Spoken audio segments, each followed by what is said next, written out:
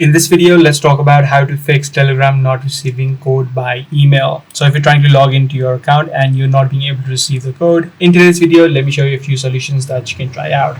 Now, sometimes what happens is the code is sent to the spam folder instead of the inbox section. So what you'll need to first of all check is head over to your spam within your email and try to see if the code is sent to the spam folder. If this is not the case for you, the second thing that you can try out is check out other authorized devices. So for example, if you are logged into your Telegram account on the web or on any other sort of devices, you should be able to get the code within the other devices as well. Try to see if you have received the code there. But however, if this is not the case for you as well, what you can do is switch over to the SMS or voice delivery. So what I mean by that is instead of receiving the code on the email, you can have the option of receiving the code via SMS or the voice call as well. So by following this step, you should be able to receive the code. Instead of your email, you should be able to receive it on your SMS. So that's pretty much all there is to it. If this video was helpful to you, be sure to let me know. I'm going to see you in the next one.